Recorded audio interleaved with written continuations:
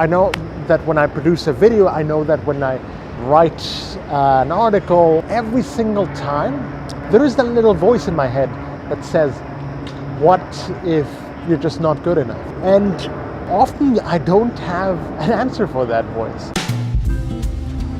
Behind me is the BFI, the British Film Institute. And when you go there, you often think about the greats. You think about your Steven Spielberg, you'll see Stanley Kubrick, you'll see your Orson Welles, but we tend to forget that there are millions of names more than those. These people were equally as passionate about filmmaking, but who just didn't have what it took.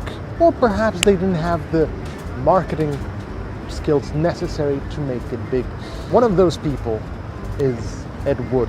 Ed Wood, perhaps if you're a connoisseur of bad films, you know him. For those of us who don't, I'll say that he was a filmmaker in the 1950s and produced schlocky movies. But he passionately believed that these were amazing masterpieces. And action! That was perfect. Perfect? Do you know anything about film production? Well, I like to think so.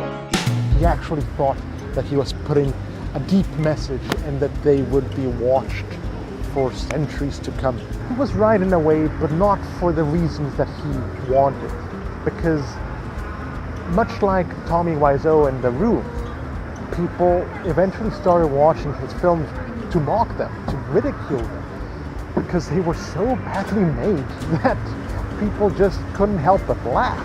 And I think the fear of being an Ed Wood is inside every rational, creative person. Every single time that I write something, every time that I produce a video, every single time that I have something to say and I want to share it with an audience, I think to myself, am I just being delusional like Ed Wood? Am I just throwing all this energy into something that ultimately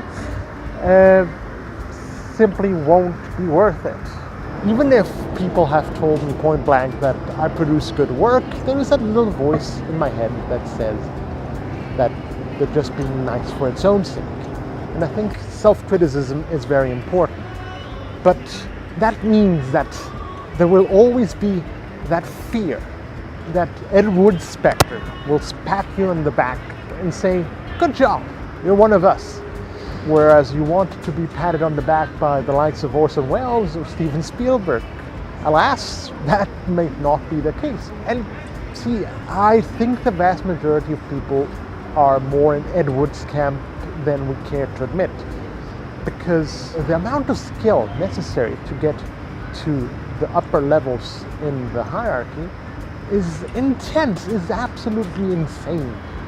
It might be just 1 in a million. And to a certain extent, we might all believe that we are that 1 in a million, but statistics says otherwise.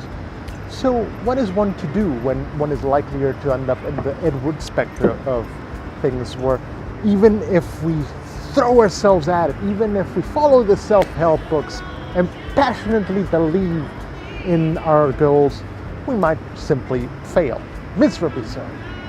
Well, I think if you're creative, if you actually have that artistic need to produce, then you don't really have another option, because that is how you're wired, that is how you're built.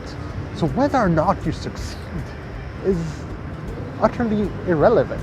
Success is not necessarily meritocratic, which sounds bizarre, but say that there are people who manage to strike it big during their lifetimes, and at the end of the day, it just happened to be through random luck. Say Twilight, I doubt it's going to be remembered as an artistic masterpiece in the next few centuries, but it still became one of the biggest bestsellers in human history.